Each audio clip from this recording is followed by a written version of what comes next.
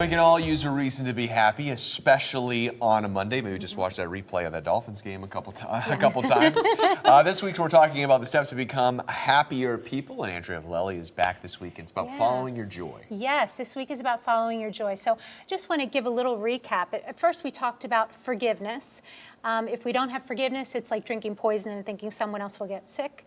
The second step is self-acceptance. So it's accepting our circumstances as they are so that we can move forward in a healthy way. When we don't accept our circumstances, it's like building a house on quicksand.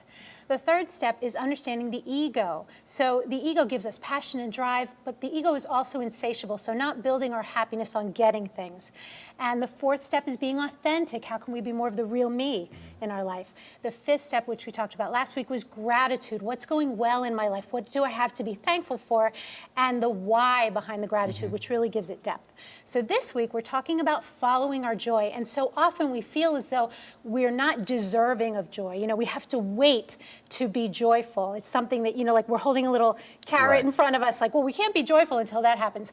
But joy is our birthright. It's our innate state, and we're here to live. We're here to enjoy life. We're not here to just get through life. So it's how can we bring more joy into our daily life? And you'll find that when you bring more joy into your daily life, all your relationships will improve, your job will improve, the mundane will become something that you can handle. Your life will become a happier space because you're in that state of joy. So it's not something to wait for. It's not something that we deserve. We deserve to be joyful. It's not something that we have to earn. And I think that we think about a lot of times with work, right? Yes. In your occupation, Yes. like, oh, I'm not supposed to enjoy this because it's work. That's why they call it work. But really, if you're not enjoying what you should be doing, you're wasting your time. Exactly. Imagine bringing that joyous feeling into your everyday life.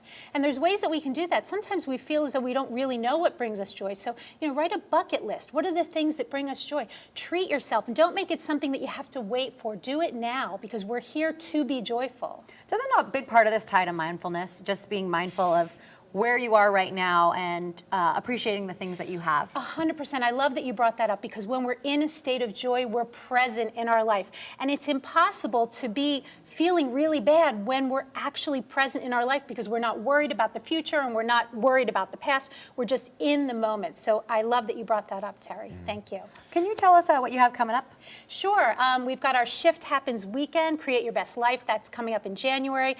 We have a monthly subscription that you can join, and you can go on our Facebook page and find out about that. We also have some online courses. Awesome. Andy, I enjoyed this interview. Thank you. Me This too. is lots This of was joy. joyful. This was joyful. Right. That's the whole point.